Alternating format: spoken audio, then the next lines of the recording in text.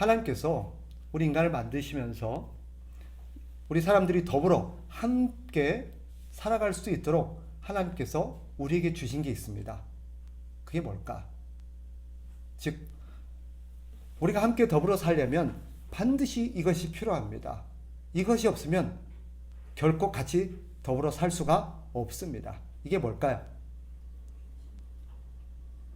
법입니다. 법. 하나님께서 우리에게 율법을 주신 이유입니다. 만일 사람이 죄로 인해서 타락하지 않았더라면 따로 이런 것들을 주시지 않지 않았을까라고 생각할 수 있겠지만 오해입니다. 인간이 타락하기 전에도 하나님께서는 인간에게 법을 주셨습니다. 하나님 인간에게 주신 최초의 법이 뭐예요? 타락하기 전에. 기억이 안 나시나 보다. 뭐예요? 너는 선악을 아는 열매를 절대 먹지 마라. 먹으면 죽는다. 이건 타락하기 전일까요? 후일까요? 타락하기 전이에요.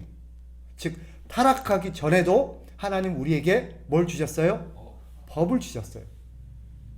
또 우리 한 가지 착각하는 게 있습니다. 우리가 이제 천국에 가면 거기에는 법이 있을까 없을까? 있을까요 없을까요? 네, 오해입니다. 천국에도 법은 있습니다. 자, 법은 우리가 타락한 이후에 법의 용도가 추가되었을 뿐이지 법은 사람이 사람과 더불어 살아가면서 반드시 지켜야 될 뭐예요? 원칙입니다. 규칙이에요. 그게 법입니다. 따라서 법이 없으면 절대 같이 살 수가 없습니다.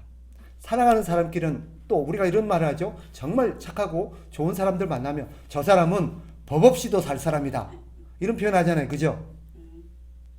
그런 경우는 없습니다.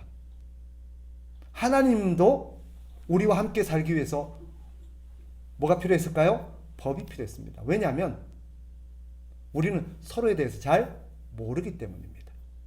그리고 이 법은 서로가 서로를 존중하고 사랑하기 때문에 지켜야 되는 것입니다. 그래서 하나님께서 사랑이 뭐냐라고 우리에게 가르쳐 주시면서 사랑은 뭐다? 사랑은 기억 안 나요? 사랑은 언제나 오래 참고. 이게 뭐예요? 이게 법이에요. 사랑은 언제나 오래 참아야 되는 거야. 그리고 뭐라고 돼? 진리와 함께 기뻐한다고 했어요. 진리가 뭐예요? 말씀이에요. 법이에요. 사랑과 법은 항상 같이 가요. 법이 파괴되는 사랑은 없어요. 물어봅시다. 한 대 딱 때려놓고는 내가 너 사랑해서 때린 거야. 이게 돼요? 그런 건 없어요. 그건 사랑이 아니에요. 그럼 사랑한다면 뭐가 전제가 돼야 돼요? 법을 지켜야 되는 거예요. 원칙을 지켜야 되는 거예요. 그죠? 그거예요. 어떤 남자가 우리 가끔 드라마나 영화에서 그런 거 보죠. 어떤 남자가 자기가 좋아하는 자매를 자기 마음 몰라준다고 그 자매를 몰래 납치해가지고 성폭행했어요. 그리고 이렇게 해요. 내가 너를 얼마나 사랑하는지 알지? 내가 너를 사랑하니까 이렇게 했어. 그러면 아, 저 사람이 나를 사랑해서 그렇구나. 감동합니까? 그거 이상한 거죠. 그건 사랑이에요, 아니에요? 그건 절대 사랑이 아니에요. 사랑한다면 뭐예요? 법을 지켜야 돼요. 법을. 서로를 존중하고 보호하고 배려하고 이게 사랑이죠. 그래서 우리가 이 땅을 함께 살아가기 위해서 반드시 필요한 것이 있다. 그게 뭐예요? 법입니다. 교회가 교회로서 우리 모두가 함께 살아가기 위해서 반드시 필요한 게 뭐예요? 법이에요. 그런데 오늘날 그리스도인들이 은혜를 빌미로 법을 자꾸 망가뜨리려고 그래요. 은혜로 합시다. 이 말이 뭐예요? 법 무시하자는 거죠. 법 그거 지키지 말자는 거예요. 법은 이렇지만 은혜로 합시다. 그건 은혜가 아닙니다. 마치 다른 게르고 때리고 괴롭혀놓고 당신을 사랑합니다라는 것과 똑같아요. 말이 안 돼요. 은혜와 불법은 절대 함께 갈 수가 없습니다. 불법한 곳에 은혜가 안 돼요. 우리가 이것을 망각하면 우리는 말씀과 역행해서 삽니다. 하나님께서 우리에게 법을 왜 주셨겠어요? 반드시 필요하니까. 반드시 지켜야 되니까. 단지 타락한 후와 타락하기 전에 법의 역할이 달라진 게 있습니다. 타락하기 전에 주어진 법의 역할은 뭘까요? 우리가 함께 행복하게 살기 위해서 지켜야 될 규칙이었어요. 그런데 타락한 이후에는 법의 역할이 추가가 됐습니다. 뭘까요? 물론 이 원칙은 첫 번째 원칙, 우리가 함께 행복하게 살기 위해서 법을 지켜야 되는 것은 그때나 지금이나 타락하기 전이나 후나 똑같아요. 그런데 타락한 이후에 하나님께서 법을 통해서 한 가지 더 역할을 추가했습니다. 뭔지 아세요? 법에는 타락하기 이후에는 법에 어떤 역할이 추가되었어요? 죄를 더 이상 못 지게 하는 억제의 역할이 추가되었어요. 뭘 통해서? 처벌이라는 걸 통해서. 처벌을 함으로써 사람의 죄를 더 이상 짓지 못하도록 하는 억제의 역할이 추가되었어요.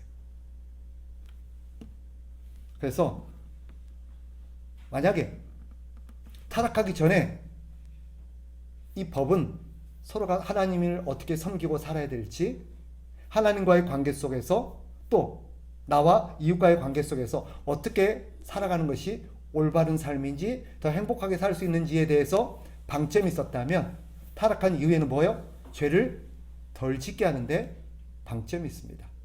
물론 이 법에는 항상 하나님의 뜻이 무엇인지를 가르치는 역할이 있습니다. 그래서 법의 역할은 지금은 두 가지다. 뭐예요? 무엇이 옳은 것인지를 가르쳐주는 것. 두 번째, 더 이상 죄를 짓지 못하게 하는 그런 역할이 법의 두 가지 역할이다. 자, 오늘 본문은 그 중에서도 하나님이 우리에게 법을 주셨는데 그 법 중에서도 하나님께서 이 법을 어기면 반드시 죽여야 되는 사형에 대한 어떤 규례들을 다루고 있습니다.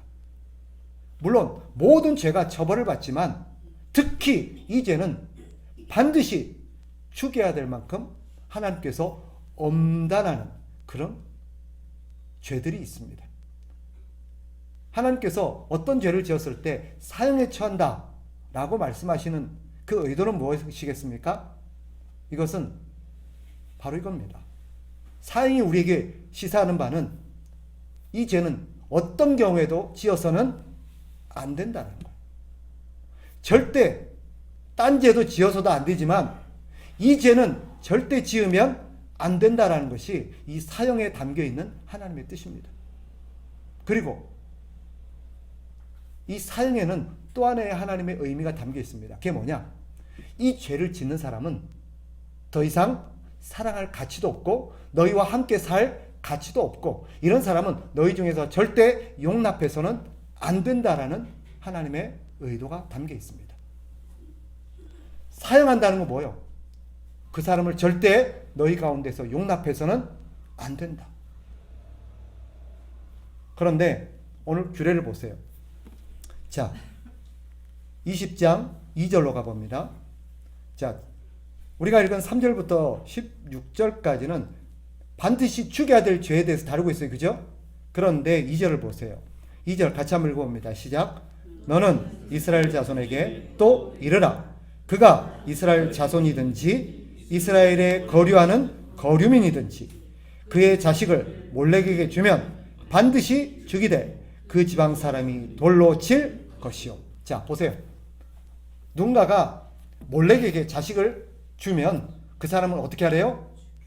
반드시 죽여라. 그런데 어떻게 죽이래요? 돌로 쳐 죽여라. 그러면 봅시다.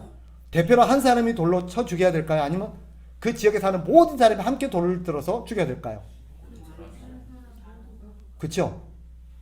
대표로 법을 집행하는 대표 한 사람이 가서 돌로 쳐 죽이는 게 아니라 그 마을에 있는 그 지역에 사는 모든 사람들이 그 자리에서 전부 다 돌을 하나씩 들어서 그 사람을 한꺼번에 다 쳐 죽이도록 규례를 만들어 놓았습니다. 그럼 물어봅시다. 왜 하나님께서는 한 사람이 대표해서 그 사람을 처벌하면 되죠? 왜 모든 그 마을에 사는 그 지역에 사는 모든 사람들이 다 돌을 들어서 함께 그 사람을 쳐 죽이라고 요구할까요? 이유가 뭘까요? 이유는 분명합니다. 그 이유는 교훈을 주기 위함입니다. 어떤 교훈요? 절대 이런 죄를 지어서는 안 된다는 것을 네가 직접 돌을 들어서 그 사람을 쳐 죽임으로써 분명하게 깨달으라는 거예요. 분명하게 보라는 거예요. 만약에 그거를 안 봤다면 누군가 대표로 법을 집행하는 사람이 했다면 이 사람은 그거를 모를 수도 있고 안 볼 수도 있고 관심이 없을 수도 있어요. 그죠? 그렇다면 어떻게 될까요? 그 죄에 대해서 별로 경각심을 갖지 않을 거예요. 무관심할 수 있어요. 그런데 하나님께서 한 명도 빠지지 말고 다 와서 직접 돌을 들어서 그 사람을 쳐 죽이라고 하는 것은 그 죄에 대해서 반드시 네가 직접 경험하라는 거예요. 이걸 통해서 하나님이 얼마나 이것을 싫어하시는지, 그리고 이 죄를 지으면 하나님께서 반드시 심판하신다는 것을 네가 생생하게 깨달으라는 하나님의 의도입니다. 따라서 하나님께서는 여기에 모두가 참여하게 하십니다. 그렇다면 그런 죄가 뭐가 있을까? 오늘 본문을 보면 첫 번째가 몰렉에게 자식을 바치는 죄입니다. 이것은 몰렉이 어떤 신이냐? 이 몰렉이라는 것은 그 당시 섬겼던 이스라엘 백성 가나안 지역에서 섬겼던 여러 신들 중에 하나인데, 역시 풍요의 신이요, 또 만몬신처럼 그들에게 물질적 번영을 가져다 준다는, 또 그들의 기륭 여러 가지들을 보호해주고 복을 준다는 그런 신입니다. 그런데 그 신에게 자식을 갖다 바치는 것은 어떤 거예요? 자식을 불로 태워 죽이는 거예요. 제물로 바치는 거예요. 이것은 하나님께서 반드시 돌로 쳐 죽이래요. 이유가 뭐예요? 이것은 10계명의 1계명, 2계명, 3계명을 범하는 죄입니다. 1계명이 뭐예요? 나 외에는 다른 신을 섬기지 말라는 거예요. 이게 무슨 의미예요? 하나님만을 섬기라는 거예요. 하나님 외에 다른 신을 섬기지 말라는 거예요. 이 말은 다른 말로 뭐예요? 하나님만이 우리가 믿어야 될 유일한 신이다라는 거예요. 2계명이 뭐예요? 그죠? 우상을 만들지 말라는 거예요. 이게 무슨 말일까요? 2계명. 이것은 다른 신을 만들지 말라는 뜻이 아니라 하나님을 섬기되 하나님을 우상으로 만들어서 섬기지 말라는 거예요. 하나님을 우상으로 만들어 섬기지 말라. 하나님을 우상으로 만들어 섬긴다는 건 무슨 말이에요? 즉, 그 사람들이 하나님을 왜 우상으로 만들까요? 왜 하나님을 그냥 섬기면 될 텐데 굳이 어떤 모양으로 만들어서 하나님을 섬기려고 할까? 그것은 자신들이 하나님을 통제하고 싶어서 그래요. 자기 뜻대로 하나님을 이용하고 싶어서 그래요. 이 말은 하나님을 너의 목적을 위해서 함부로 이용하려고 하지 말라는 뜻입니다. 이게 2계명이에요. 그럼 3계명은 뭐예요? 하나님의 이름에 여호와 이름을 망령되게 부르지 말라는 거예요. 여호와 이름을 망령되게 부르는 게 뭐예요? 하나님의 이름을 수치스럽게 하는 것이고 하나님의 명예를 실추시키는 거예요. 즉, 어떻게 하는 것이 하나님의 명예를 실추시키는 거예요? 하나님을 믿는 사람이, 하나님의 이름으로 일컬음을 받는 사람이 나가서 죄를 짓고 나쁜 짓 하고 그러면 어떻게 돼요? 그렇죠. 하나님 요거도 먹는 거예요. 그죠? 만약에 우리 자식이 나가서 나쁜 짓 하고 그러면 누가 욕을 먹어요? 부모가 욕을 먹지 않아요. 똑같은 거예요. 하나님은 누구세요? 우리의 아버지예요. 우리의 부모님이세요. 그러니까 우리가 나가서 나쁜 짓 하면 누가 욕을 먹어요? 하나님이 욕을 먹이는 거예요. 그런데 지금 이 몰렉에게 자식을 갖다 바치고 불태워 죽이는 것은 뭐예요? 3가지 계명을 다 범하는 거예요. 하나님 외에 다른 신을 섬겼잖아요. 그죠? 그리고 하나님을 우상으로 만들어서 하나님을 자기 마음대로 이용하려고 하는 거예요. 또 여기 보면 여기도 말하고 있죠. 3절 끝에 보면 내 성호를 욕되게 하였다 그래요.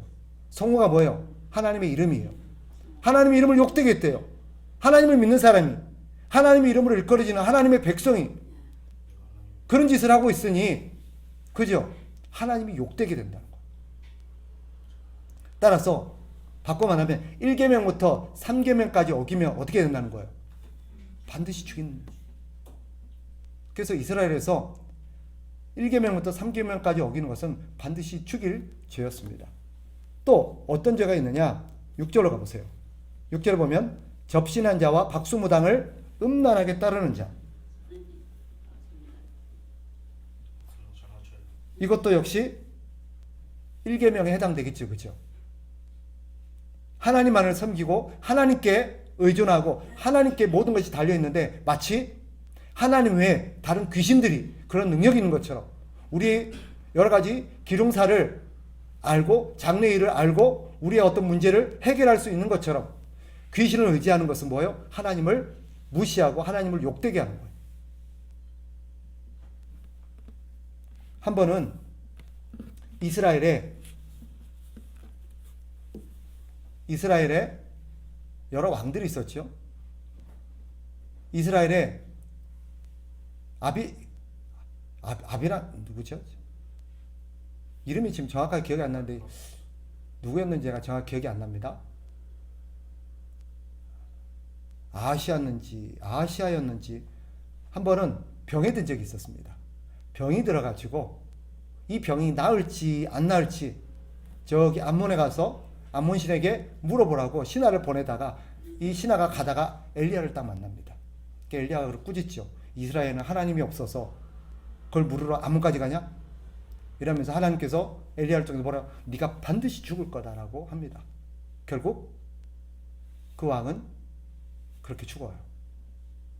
우리가 하나님이 계시고 하나님이 분명히 세상을 다스리시고 세상을 지배하시는 분인데 하나님을 냅두고 다른 데서 가서 묻고 다른 것을 의지하는 것은 누구를 무시하는 거예요? 하나님을 무시하는 거예요. 마치 엘리야가 얘기했던 것처럼 하나님이 이렇게 말하고요. 나는 뭐냐? 너에게 나는 어떤 존재냐? 너에게 나는 그거밖에 안 되냐? 나는 죽은 신이냐? 나는 무능력한 신이냐? 이렇게 물으실 거예요.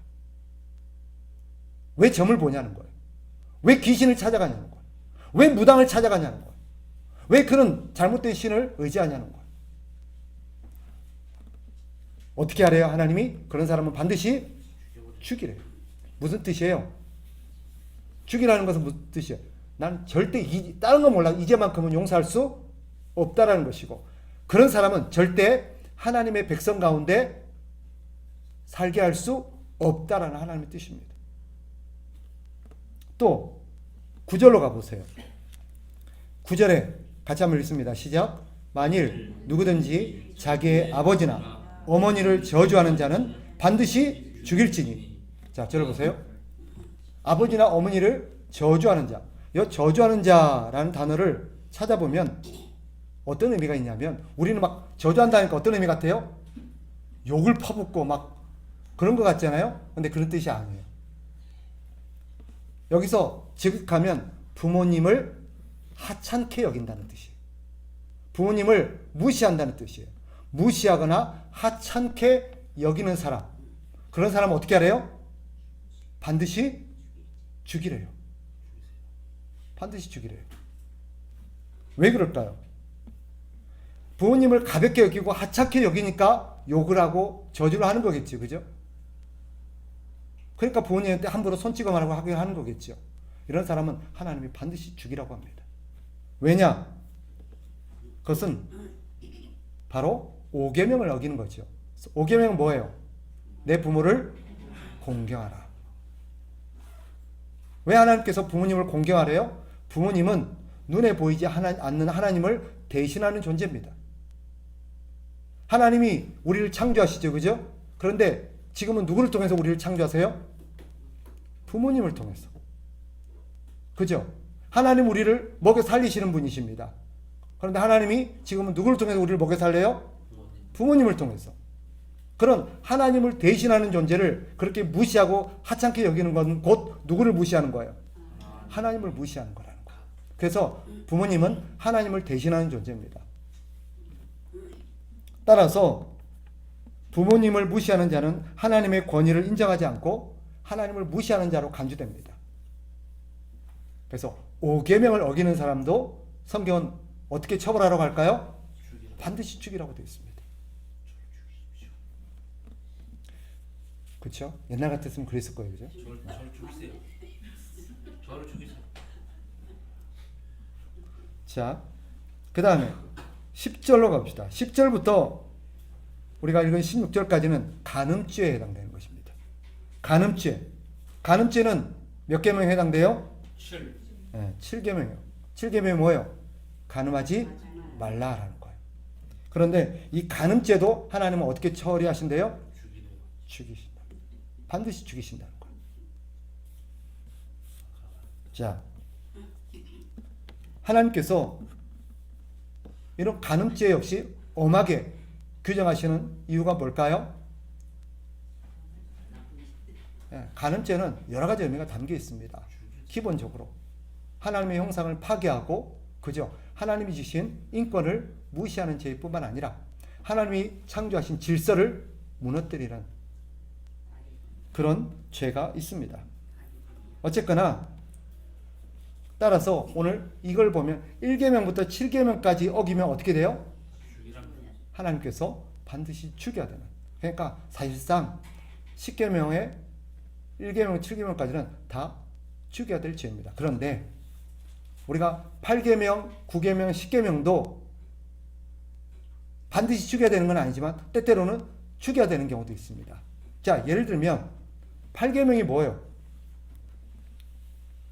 8계명 도둑질하지 말라. 도둑질하면 하나님 죽일까요? 안 죽일까요? 그런데 죽이는 경우가 있습니다. 하나님께서 도둑질인데 이런 경우에는 하나님께서 그 사람을 반드시 죽여라라고 합니다. 어떤 경우일까요? 사람을 도둑질했을 때입니다. 사람을 도둑질한다는 게 뭘까요? 지금으로 따지면 그렇죠. 인신매매, 납치, 뭐 이런 겁니다. 이런 죄는 어떻게 해요? 물건을 훔칠 때는 하나님께서 몇 배로 갚아라라고 되어 있지만 사람을 훔칠 경우는 죽이라고 되어 있습니다. 9계명이 뭐예요? 네, 거짓말하는 거 아니, 거짓말하는 거예요. 거짓 증거하지 말라요. 그죠? 그런데 9계명도 거짓말했다고 다 죽이진 않아요. 그런데 이럴 경우는 반드시 죽여야 됩니다. 어떨 경우일까요?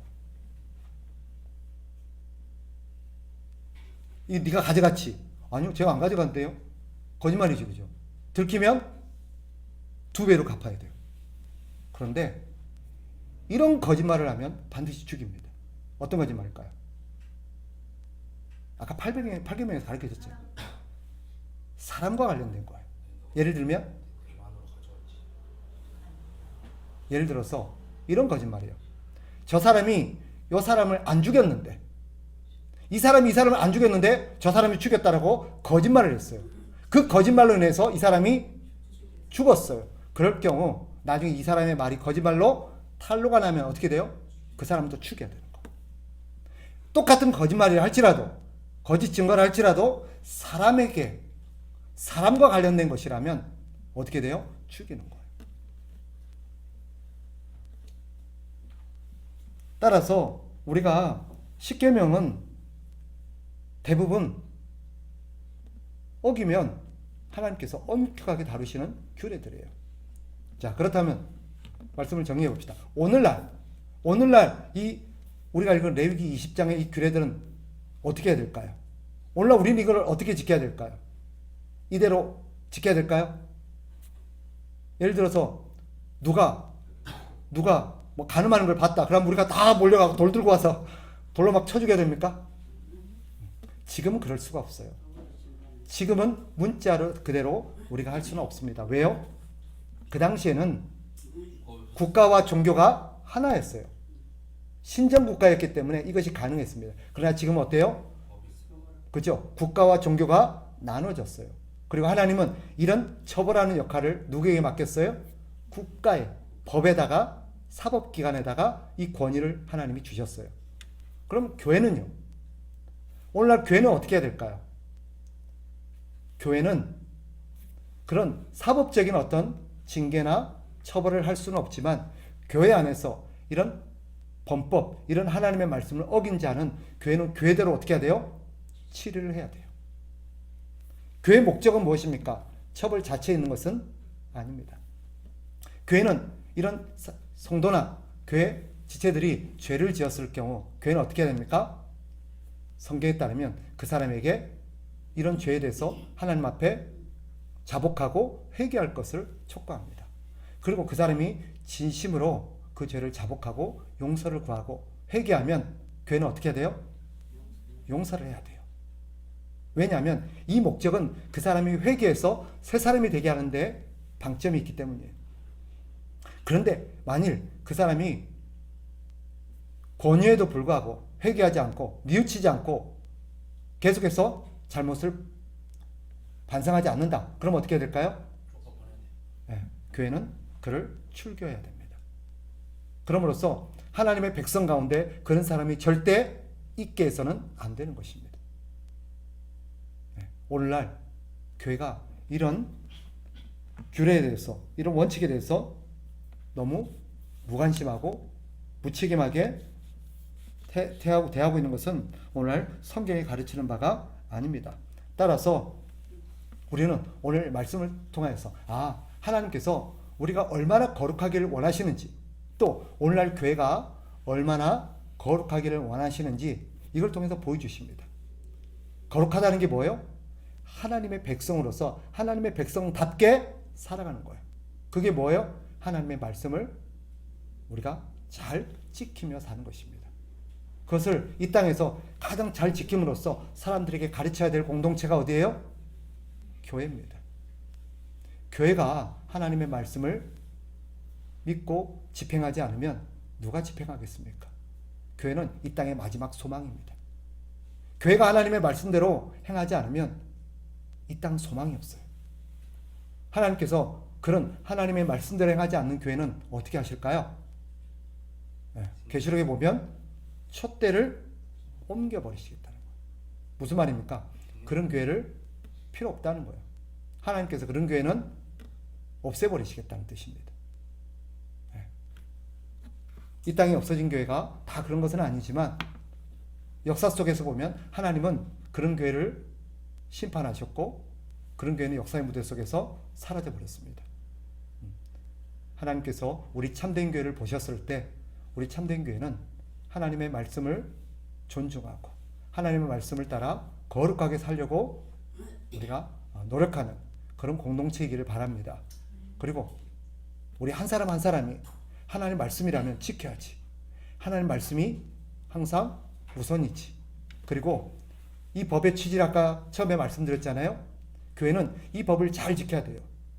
단순히 잘못한 사람을 처벌하기 위함이 아니라 그래야 우리가 함께 더불어 살아갈 수가 있어요. 신앙생활을 잘 할 수 있어요. 그래서 서로 간의 원칙을 잘 지켜야 돼요. 법과 질서를 잘 지켜야 돼요. 그래야 공동체가 원활하게 돌아갈 수 있어요.